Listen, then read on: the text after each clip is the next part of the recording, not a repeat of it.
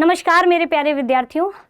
तो जितने भी विद्यार्थी 2021 में जूनियर एडेड हाई स्कूल की परीक्षा में सम्मिलित हुए थे और सम्मिलित के साथ ही साथ जो उत्तीर्ण हुए थे, जैसा कि एक वीडियो में पहले भी मैं बना चुकी हूं और उसमें मैंने देखो कुछ ऐसे भी आपको देखने को मिलेगा कि कुछ लोगों ने ऐसी चीज़ें बनाई थी कि इसमें सभी बच्चे सम्मिलित होंगे, मतलब कि सभी बच्चों के लिए, मतलब पूरा आप देखोगे तो इस पे कई आप देखोगे तो वीडियो स्टार्टिंग में ही ऐसे बनाया गया था कि इसमें सभी लोग सम्मिलित हैं, सभी लोग पात्र हैं। और मैंने वीडियो में इससे पहले जो वीडियो था उसमें भी मैंने कहा था कि इसमें सभी लोग पात्र नहीं होंगे, इनमें सिर्फ वही पात्र होंगे जो आपके उस परीक्षा में, क्योंकि इसमें विवाद था ना कि इसमें कुछ बच्चों ने शिकायत दर्ज की थी कि वो सफल हैं फिर भी, क्योंकि भाई जब आंसर की हम मिलाते हैं तो हमें पता होता है ना कि हम सफल हैं कि नहीं सफल हैं।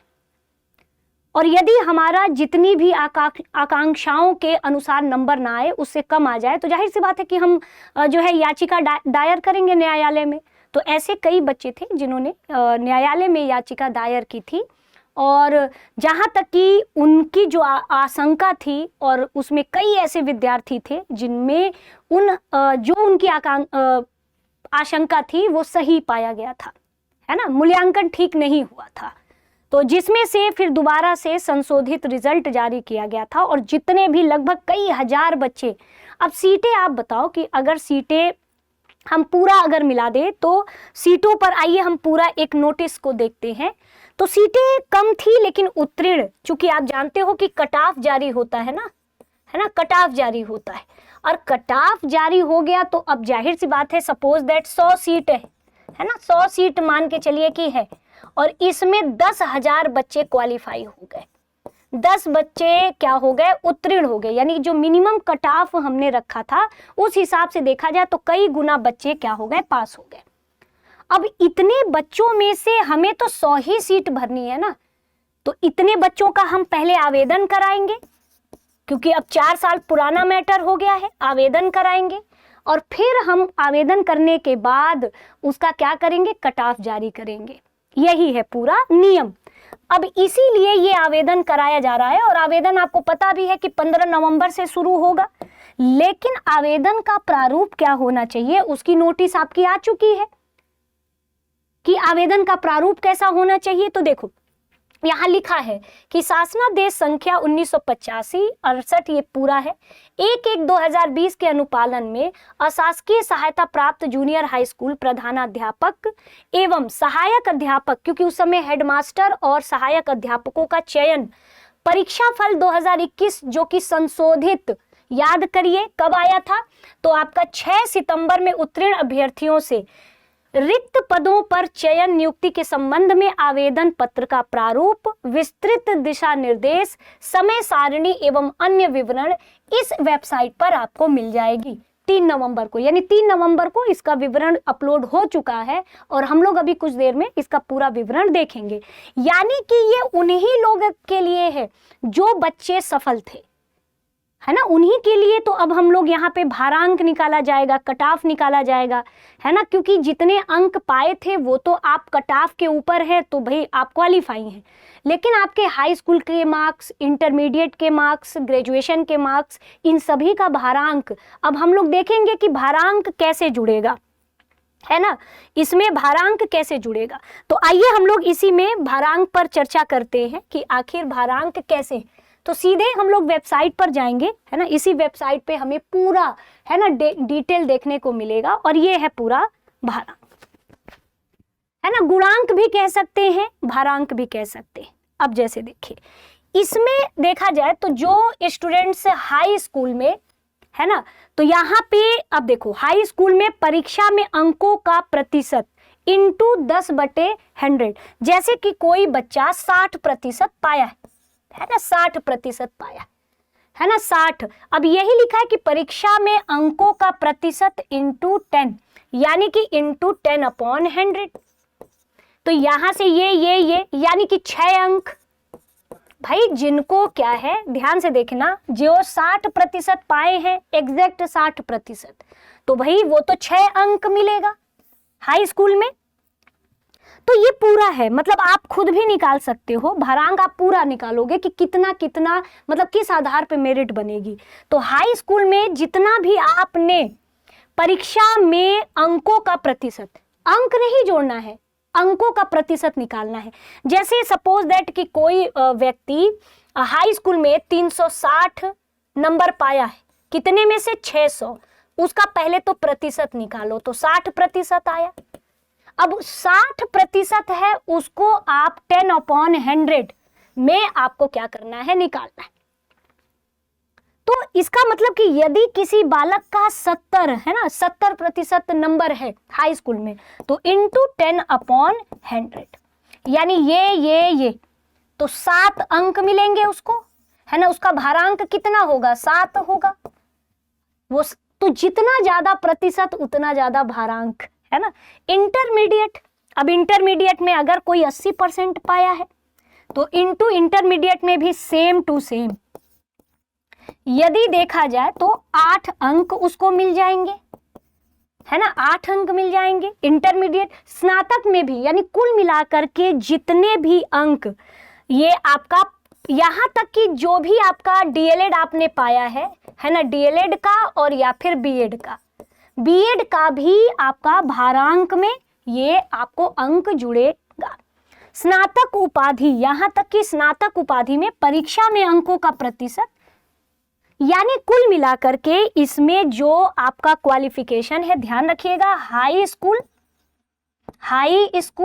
है ना, हाई स्कूल का जितना भी प्रतिशत आपने पाया है, जितना भी अंक, मतलब अंक का जितना भी प्रतिशत पाया है, आप अपना मल्टीप्लाई कर लीजिएगा 10/100, है ना। नहीं सॉरी, यहाँ पे ऐसे देखो, यदि आपने जितना भी प्रतिशत पाया है इंटू 10/100, फिर आपका इंटरमीडिएट का जुड़ेगा, है ना, वो भी जितना भी आपने प्रतिशत पाया है 10/100, यहाँ स्नातक का जुड़ेगा प्रतिशत इंटू 10/100, ठीक है। फिर आपने जो बीएड डीएलएड किया होगा उसका भी प्रतिशत 10/100, यहाँ तक कि आपका जितना भी आपने भर्ती में, जब आप भर्ती में बैठे होंगे उसमें भी आपने अंक पाया होगा तो वहां पे अलग हो जाएगा। यदि आपने मान के चलिए 100 नंबर पाया, तो 100 इंटू 60/100, यानी इसका 10। अब इसी में पूरे अंकों को मिला करके आपकी जो मेरिट सूची होगी वो तैयार की जाएगी। तो ये ध्यान रखिएगा, क्या क्या है आपके भारांक या गुणांक में, हाई स्कूल, इंटरमीडिएट, स्नातक, और आपने बीएड डीएलएड किया है वो, साथ ही साथ आपने जो भर्ती में बैठे होंगे तो आपका उसके अंकों का प्रतिशत निकालना है। ध्यान रखिएगा, नंबर का नहीं बच्चों, यहाँ पे अंकों का प्रतिशत। भाई अगर मैंने माना कि 150 में परीक्षा हुई और 150 में मैंने कितना पाया है, 150 में मान के पाया 90 नंबर पाया, है ना, तो यानी इसमें हमने 60% पाया, तो 60/100, छछा के 36, इसमें सीधे बनेगा 36 हमारा भारांक बनेगा। तो जितना भी आप अंक पाए होगे उसका पहले अंकों का प्रतिशत निकालना कि जितने में पेपर हुआ था और आप नंबर कितना पाए हो उसका प्रतिशत, फिर उस प्रतिशत को इंटू 60/100 में आपको अपना गुणा भाग कर लेना है। फिर उसके बाद जो अंक आएगा उसी, तो सभी का भारांक निकाल के तब आपका जो है मेधा सूची जारी किया जाएगा। बाकी तो ये सॉफ्टवेयर से हो जाता है, इतना वो नहीं करना है। अब वो अलग बात है कि जैसे देखो, यदि आप जानते ही हो कि लगभग हम प्रधानाध्यापक और सहायक अध्यापकों का टोटल देखें तो लगभग 4000 है ना प्लस वैकेंसी थी। अगर हम जैसे छोड़ो सहायक अध्यापक की बात कर रहे हैं तो ये भी तो देखो कि सीट के अनुसार ही तो मेरिट सूची बनेगी, सीट के अनुसार ही। तो जितना ज्यादा नंबर जिनका होगा और मेधा सूची में, अब जैसे देखो कभी कभी हो सकता है कि लिखित परीक्षा में किसी का नंबर कम रहा हो, लेकिन उनका हाई स्कूल, इंटरमीडिएट, स्नातक और जो है बीएड या डीएलएड में उनका अंक ज्यादा रहा हो, तो कहीं ना कहीं वो सूची में थोड़ा सा ऊपर आएंगे। और जिनका लिखित परीक्षा में भी अधिक रहा हो, साथ में परसेंटेज भी ज़्यादा हो, वो और ज़्यादा ऊपर जाएंगे। तो कुल मिला के आपको अपना फॉर्म फिलअप करना है, अपने सारे मार्कशीट, सर्टिफिकेट, ये सारी डिटेल आपको भरना है, बस यही करना है ना।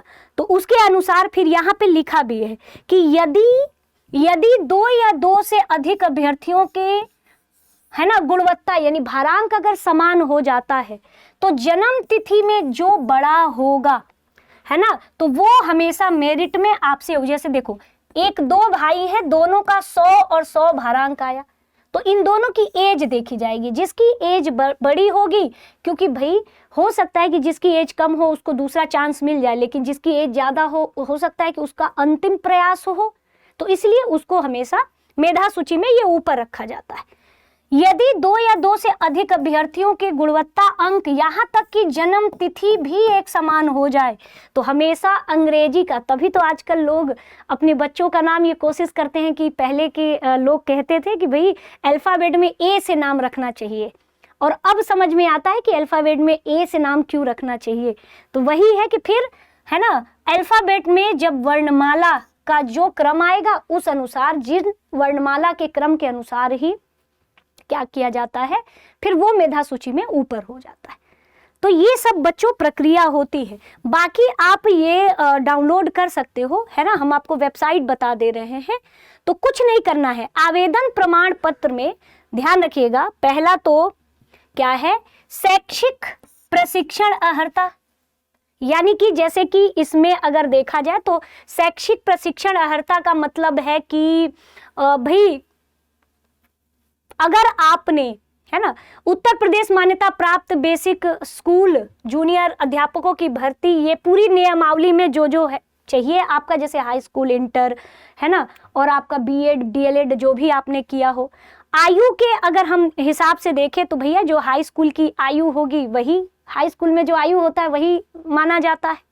राष्ट्रीय में अगर इसमें लिखा है कि कोई यूपी से संबंधित नहीं है ना, राष्ट्रीयता आपका क्या है कि भाई भारत के नागरिक होने चाहिए।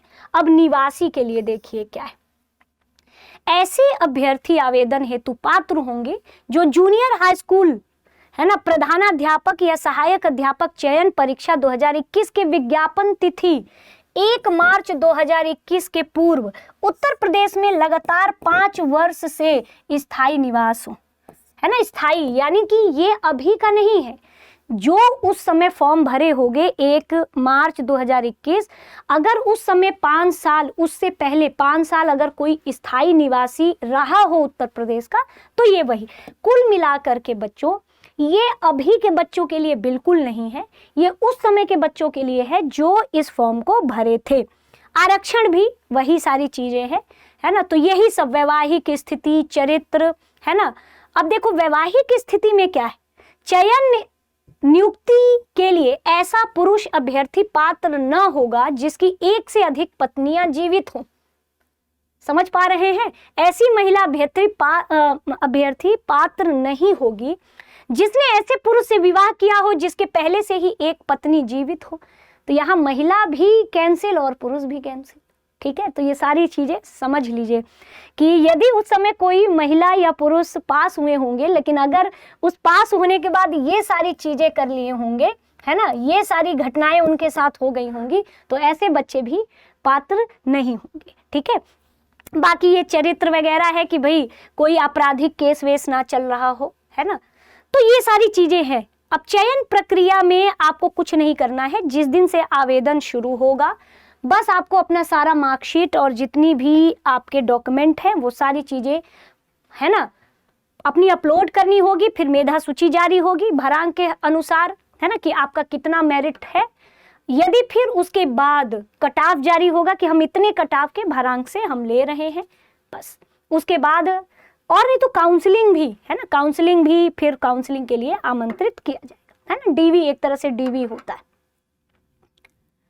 तो कुल प्रोसेस यही है कि ये उन्हीं बच्चों के लिए है जो उस समय उत्तीर्ण रहे होंगे, क्योंकि कई हजार बच्चे उत्तीर्ण थे, लगभग मुझे याद नहीं है 40,000 प्लस बच्चे उत्तीर्ण थे, क्योंकि कट ऑफ जितना बनाया गया था 40,000 प्लस बच्चे उत्तीर्ण थे, लगभग 44-45 कुछ ऐसा ही था। जो कि हम पिछली वीडियो में बताए थे। अब उतने बच्चे इस 15 नवंबर से अप्लाई करेंगे और फिर अप्लाई करने के बाद है ना उनके भारांक देखा जाएगा, फिर उनकी मेधा सूची जारी होगी, फिर उसके बाद फिर आपको काउंसलिंग के लिए है ना बुलाएंगे, है ना। फिर अपना कट ऑफ में नाम देखते रहिएगा, फिर आपको स्थान बताया जाएगा कि अब भाई फिर आपको कॉलेज अप्लाई करना होगा कि भाई हम कहाँ कहाँ कॉलेज अप्लाई करेंगे। फिर उसी कॉलेज के जब आप अप्लाई कर दोगे फिर उसी स्थान पे क्या होगी, आपकी काउंसलिंग के लिए आपको आमंत्रित किया जाएगा, है ना। क्योंकि उसमें भी ना ऑप्शन दिया जाता है ना, कि हमें कहाँ कहाँ का किस जिले का उत्तर प्रदेश में हमें कॉलेज चाहिए। तो ठीक है, यही था एक जानकारी बच्चों। बाकी तो विस्तृत जानकारी तभी होगी जब 15 नवंबर से आवेदन होगा, तो ऐसे बनेगा आपका मेधा सूची। तो आज ही अपने परसेंटेज वगैरह थोड़ा सा निकाल लीजिए और देख लीजिए कि कितना आपका भारांक है ना आ रहा है। बाकी दृष्टि टीचिंग एग्जाम यूट्यूब चैनल से जुड़े रहिए। बाकी 31 मार्च 2027 तक ये पूरी उम्मीद है कि नई जूनियर एडेड की भी भर्ती आने की पूरी संभावना है। तो भविष्य में आप दृष्टि लर्निंग ऐप से अपनी जूनियर एडेड की भी तैयारी सुनिश्चित कर सकते हैं। तब तक के लिए नेक्स्ट वीडियो में फिर से हम लोग मिलेंगे। तब तक के लिए शुक्रिया, धन्यवाद।